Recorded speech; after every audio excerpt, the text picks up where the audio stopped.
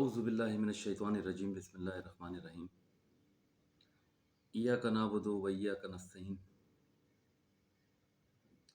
یہ ویڈیو خاص طور پر پاکستان سٹیزن پورٹل پر براہ راست وزیر اعظم عمران خان صاحب کے لیے بھیجی جا رہی ہے، اور اس کے ساتھ ساتھ ministry of foreign affair, overseas foundation of Pakistan, chief minister of Sindh, governor Sindh, I G Sindh, اور اس کو آج میں اختتامی صورتحال پر لے کے جانے کی کوشش کر رہا ہوں، اور ریاست کی تمام اتھارٹیز کو، جو بھی اس کے اندر متعلقہ رسپانسبل اتھارٹیز ہیں، جو بھی کنسرن اتھارٹیز ہیں، ان کو صرف یہ بتانے کی کوشش کر رہا ہوں کہ ایک اوورسیز پاکستانی پچھلے 7 سال سے پاکستان کے اندر اسٹک ہوا ہے۔ اس کا ایک بیمار بیٹا بھی ہے، جو وہ پچھلی 85-86 ریکویسٹ پاکستان سٹیزن پورٹل پہ جو وہ اپلوڈ کر چکا ہے، یا جو انفارمیشن وہ پرووائڈ کر چکا ہے، اس کے اندر وہ تمام صورتحال وہ اپنی بتا چکا ہے۔ وہ صرف اور صرف آپ سے یہ جاننا چاہ رہا ہے کہ اس کو پاکستان میں روکنے کی کوئی خاص وجہ کچھ دکھائی نہیں دے رہی، سمجھ میں بھی نہیں آ رہی ہے۔ پچھلے 7 سالوں سے میں ایک چیز جاننے کی کوشش کر رہا ہوں کہ ایک اوورسیز پاکستانی قوم کا سرمایہ ہوتا ہے۔ سب سے پہلے تو قوم کا سرمایہ، جو ہم ایک نعرہ لگاتے ہیں، عمران خان صاحب نے بھی کئی مرتبہ وہ نعرہ لگایا کہ وہ اوورسیز پاکستانی قوم کا سرمایہ ہیں۔ زلفی بخاری صاحب ہوا کرتے تھے، کبھی ان سے میرا خیال ہے کہ کئی مرتبہ کانٹیکٹس کے بعد بھی ان سے بات چیت نہیں ہو سکی۔ باٹم لائن صرف اتنی ہے کہ ایک ایسا پاکستانی جو اوورسیز پاکستانی ہے، جس کا ایک بیمار، جس کی فیملی یورپین فیملی ہے، اور اس میں ایک بیمار بیٹا ہے جو کہ ایپیلیپسی اور انٹلیکچوئل ڈسیبل ہے، وہ پچھلے 7 سالوں سے اسٹرگل کر رہا ہے کہ وہ کسی بھی طریقے سے اپنے گھر واپس جا سکے۔ 7 سالوں سے 5 سال ایک ایسے کیس کو بھگتتے ہوئے ہو گئے ہیں کہ دنیا کی کسی عدالت میں کیس بنتا ہی نہیں ہے۔ اور ان تمام چیزوں کو میں عدالت کے اندر بھی ثابت کر چکا ہوں۔ اسی حوالے سے جج صاحب نے مجھ سے کہا تھا، جو متعلقہ جج تھے، انہوں نے کہا تھا کہ جی آپ کے ساتھ فراڈ ہو رہا ہے، لہٰذا آپ آرڈر 7 رول 11 کی اپلیکیشنز کو لانچ کر دیں۔ متعدد ایسے ایشوز ہیں پاکستان کے اندر، صرف ایک ایشو کی وجہ سے۔ ایشو کیا ہے؟ جوڈیشری کے اندر جو ہمارے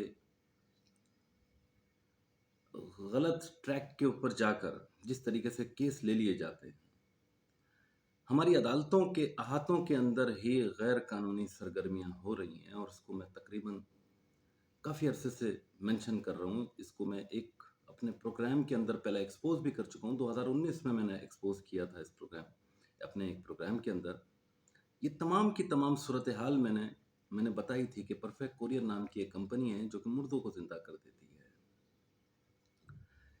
کہو ٹی وی کے اوپر the difficulties of overseas Pakistanis in Pakistan mention search engine پہ ڈال کے دیکھ لیجئے گا۔ تو 2019-20 کے اندر میں آلریڈی یہ کر چکا ہوں، تمام صورتحال میں بتا چکا ہوں ڈاکومنٹری ایویڈنس کے ساتھ کہ یہ میری والدہ کا ڈیتھ سرٹیفکیٹ ہے، اور پرفیکٹ کوریئر نام کی کمپنی نے مجھ سے پیسے لیے ہیں۔ پیسے لینے کے بعد انہوں نے ان کو زندہ کر دیا 2021 کے اندر۔ اب اس کے ذریعے کسی بھی کورٹ کے اندر کیس کسی بھی انسان کے اگینسٹ میں کیا جا سکتا ہے۔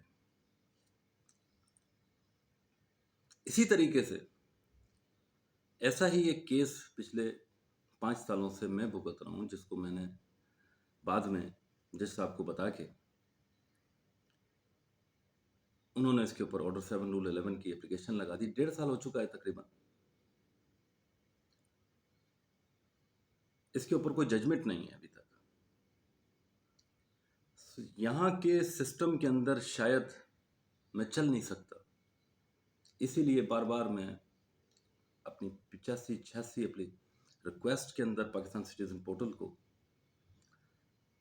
میں یہ بتا چکا ہوں کہ میں صرف اور صرف یہاں سے واپس جانا چاہتا ہوں. میری ایک پراپرٹی ہے 3.5-4 کروڑ کی، جس کے اوپر ایک فیک جوڈیشل کیس ڈال دیا گیا ہے، جس کو میں ثابت بھی کر چکا ہوں. اور مجھے حیرت ہوتی ہے معذرت کے ساتھ، میں پچھلے کافی عرصے سے، میرا 17 سال کا بیٹا ہے یورپ کے اندر، آئرلینڈ کے اندر،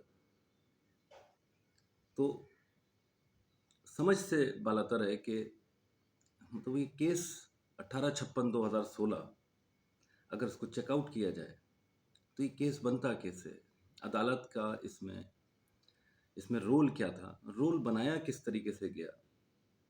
عدالت کے اندر ہی پرفیکٹ کوریئر نام کی کمپنی ایک بیٹھی ہوئی ہے جو رسیدیں فراہم کرتی ہے. عدالت کے اندر ہی آپ کو انہی احاطوں کے اندر اگر کوئی غلط میرے منہ سے کوئی ورڈ سلپ ہو جائے تو اس کے لیے میں اپولوجائز چاہتا ہوں.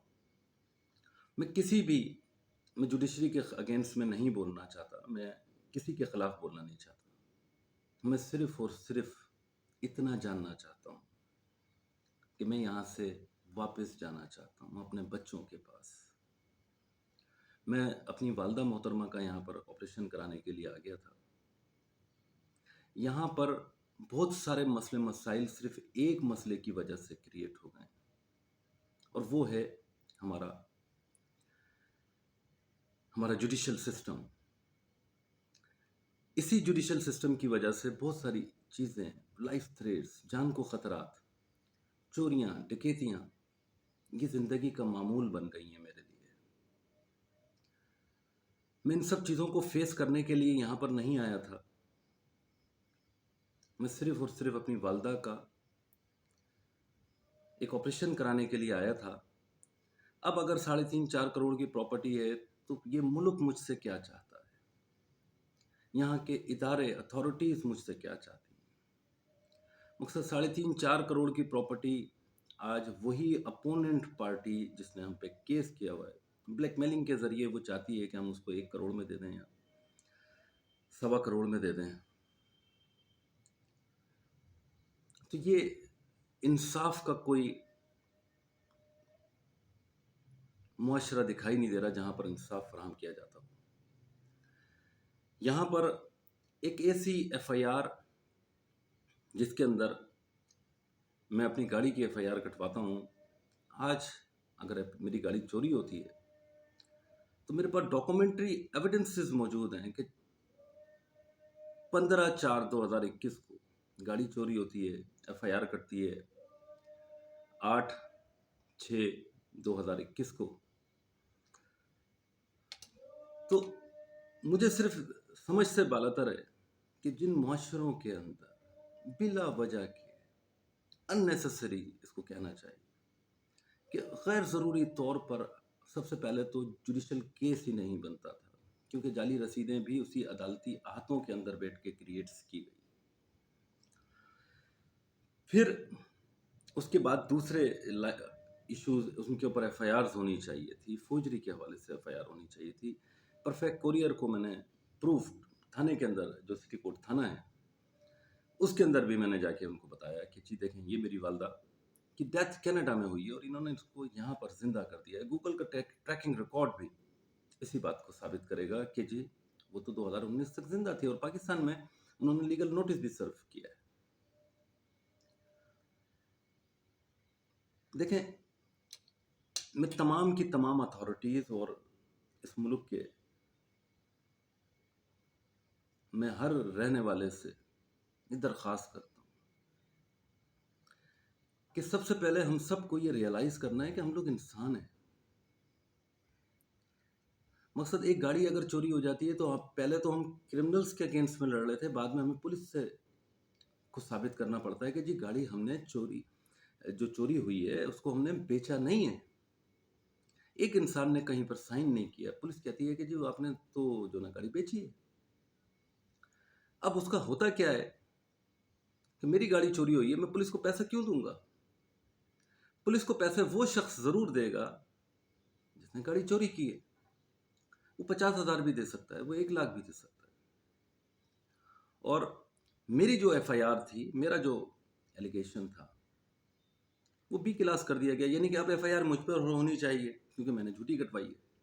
لیکن میرا پوائنٹ اتنا سیدھا اور سادہ ہے کہ مجھے سمجھ میں نہیں آ رہا کہ چیف منسٹر سے لے کے S S P east, P S Korangi 4 کے اندر جو ایس ایچ او ہیں, یہ سارے لوگ اوپر سے لے کے نیچے تک یہ اپلیکیشنز جو گھوم رہی ہیں, یہ کن چیزوں پہ گھوم رہی ہیں؟ ایک بنیادی طور پر دنیا کی کوئی بھی پولیس ہو, اس کے پاس ایک پروسیجر ہوتا ہے. وہ صرف زبانی باتیں نہیں کر رہے ہوتے. مجھے میرا موقف صرف اتنا سا ہے, میرا سوال صرف اتنا سا ہے کہ اگر میں نے گاڑی بیچی ہے تو میرے سگنیچر سے مجھے پروف کریں کہ میں نے گاڑی بیچی ہے. اگر گاڑی نہیں بیچی تو پھر اس ایف آئی آر کو, جس کو پولیس نے ہماری بی کلاس کر دیا ہے, اس کو اے کلاس کرنا چاہیے, یا پھر اس کو سی کلاس ہونا چاہیے. اس کی وجہ یہ ہے کہ اس میں پولیس والوں کی مسٹیکس ہیں. میں نے اگر کہیں پر اپنا کام پورا نہیں کیا, میرا کام تھا, میری گاڑی چوری ہوئی, میرا کام تھا تھانے کے اندر انفارمیشن فراہم کرنا. میں نے اپلیکیشن کے لیے گیا, بڑی مشکل سے وہ اپلیکیشن ریسیو ہوئی. کوئی 5-6 سیریس ایشوز کے اندر سے ایک ایف آئی آر یہاں پہ گاڑی کی بڑی بآسانی کٹ جاتی ہے. اس کے علاوہ کوئی ایف آئی آر یہاں پر بڑا مشکل کام ہے پیسے دیے بغیر. اور یہی میرے اندر شاید بیماری ہے کہ پیسے دینے کا, کام لینے کا فن مجھے اس طریقے سے نہیں آتا جس طریقے سے باقی ہمارے یہاں پر لوگوں کو آتا ہوگا. بہرحال یہ تمام کے تمام ایشوز ہیں. ٹائم کافی ہو گیا ہے, آپ لوگوں کو زیادہ ٹائم نہیں لینا چاہوں گا. اس پروگرام کا اختتام کر رہا ہوں. بنیادی طور پر صرف تمام اتھارٹیز مجھے میری پراپرٹی, اگر میرا حق بنتا ہے تو مجھے دے دیں, اور اگر نہیں بنتا, آدھا بنتا ہے, جو بنتا ہے, اور اگر نہیں بھی بنتا ہے تو مجھے بتا دیں تاکہ میں اس ملک کو, اپنے پیارے وطن کو خیر بات اور اللہ حافظ کہہ کے یہاں سے چلا جاؤں. بہت بہت شکریہ. پاکستان زندہ باد. اللہ نگہبان. اللہ حافظ.